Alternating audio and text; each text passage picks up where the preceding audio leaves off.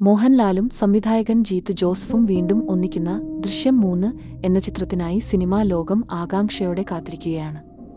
ചിത്രത്തിന്റെ പ്രമേയത്തെ സംബന്ധിച്ച ചില സൂചനകൾ സോഷ്യൽ മീഡിയയിൽ വലിയ ചർച്ചകൾക്ക് വഴിമാറിയിരിക്കുകയാണ്. വിദേശ വിതരണക്കാരായ ഫാർസ് ഫിലിംസിൽ നിന്നാണ് ഈ പ്ലോട്ട് വിവരണങ്ങൾ ചോർന്നത് എന്ന റിപ്പോർട്ടുകളാണ് ഇപ്പോൾ പുറത്തുവരുന്നത്.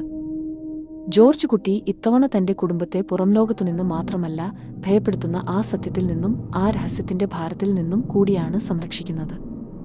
കഴിഞ്ഞ 2 ഭാഗങ്ങളിലും പുറത്തുനിന്നുള്ള ഭീഷണികളെയാണ് ജോർജ് കുട്ടി നേരിട്ടതെങ്കിൽ 3-ാം ഭാഗത്തിൽ അത് കുടുംബത്തിനകത്തുനിന്നും സ്വന്തം മനസാക്ഷിക്കുള്ളിൽ നിന്നുമുള്ള പോരാട്ടമായിരിക്കുമെന്നാണ് സൂചന. തന്റെ കുടുംബത്തിന്റെ സ്വാഭാവികമായ ജീവിതം സംരക്ഷിക്കാൻ ഇത്തവണ ജോർജ് കുട്ടിക്ക് എന്തൊക്കെ ത്യാഗം ചെയ്യേണ്ടിവരും എന്നതാണ് സിനിമയുടെ കാതൽ. സോഷ്യൽ മീഡിയയിൽ പ്ലോട്ട് ലീക്കായതോടെ ആരാധകർ വിവിധ സിദ്ധാന്തങ്ങളുമായി രംഗത്തെത്തിയിട്ടുണ്ട്.